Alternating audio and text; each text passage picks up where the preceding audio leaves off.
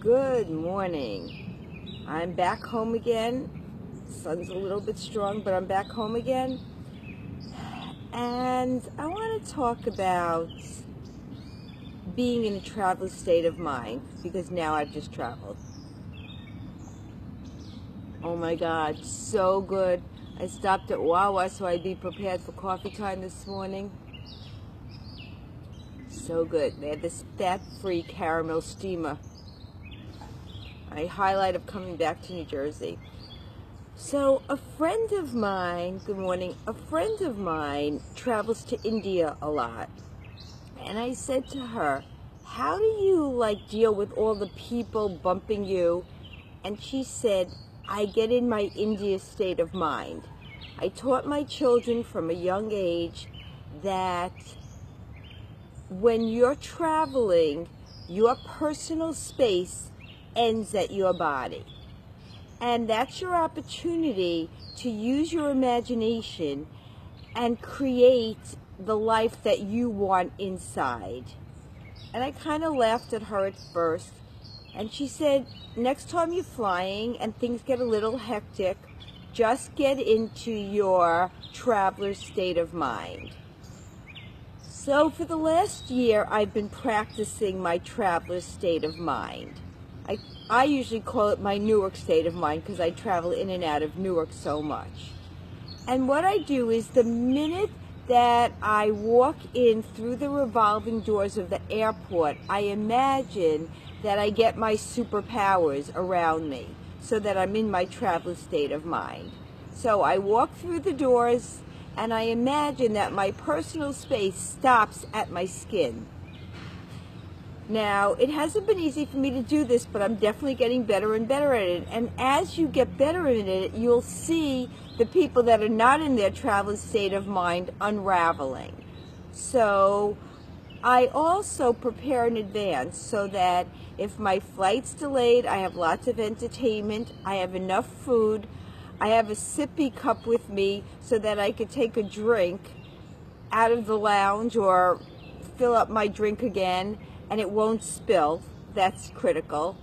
I have a really heavy scarf so that if it becomes freezing on the plane, I'm not freezing. I have a bar of cookies that I like so that I get happy. And I get in my travel state of mind no matter what happens. I have a really nice pen and some word games to play in case my phone dies. Yesterday my flight was delayed a few hours. And I was happy the whole time in my traveler state of mind from New Orleans. Okay, so now what I want to talk about is carrying that state of mind to other situations. I learned a lot from this weekend about myself, about traveling, about being overheated, although I know that I don't do so good in the hot after a safari in the Amazon and the Sahara Desert. Both times I've unraveled. I totally know that heat unravels me. But this is what I learned. I was walking with my nephew down the parade. We had a private parade in New Orleans for the bridal couple. And we were walking down the street and he was with me. And he says to me, Aunt Janet, could we just look up once in a while? And I said, what are you talking about? He says, they give out necklaces, happy necklaces, those beaded necklaces from the terraces, but we never look up to get them. So we stop, we wave, and they start throwing necklaces down. And I realized, how sad is it that I just look straight ahead. I never look up.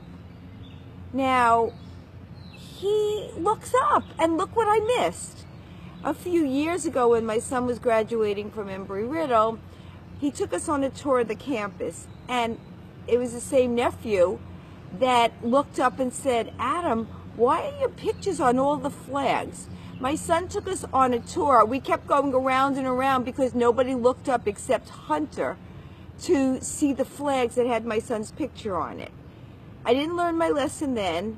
I needed to hear it again to look up.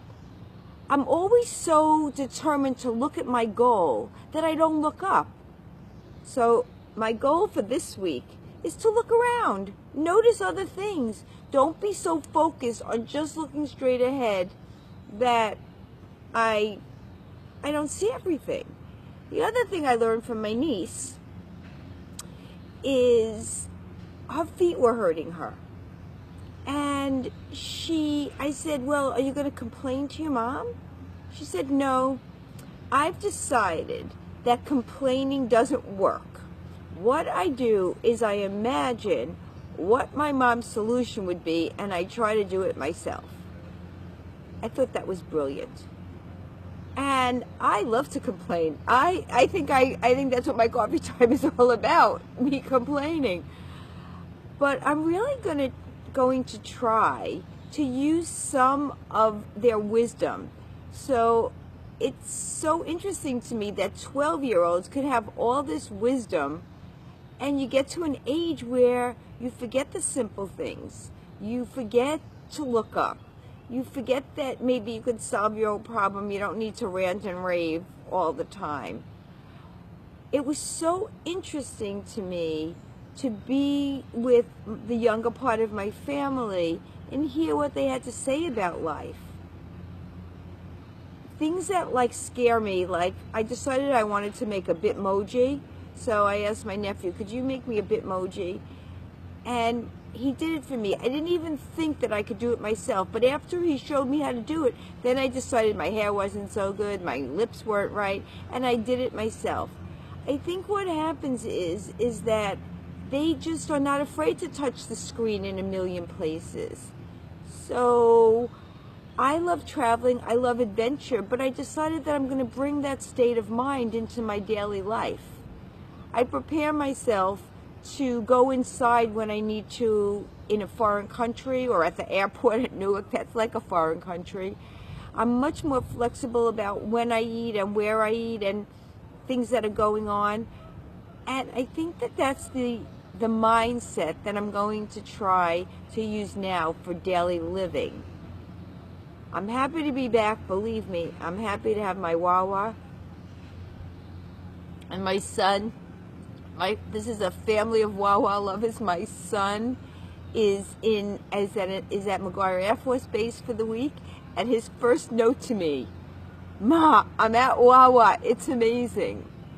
So we bond over coffee and Wawa, and I hope that this coffee time is fun for you as much as it is fun for me to just be able to wake up and not have my coffee by myself and share my thoughts with you. I'm definitely going to try to get into the right mindset of noticing the world around me. I mean, it's so beautiful today. Such a beautiful day here. Have a really, really great day. I'll see you tomorrow. Bye.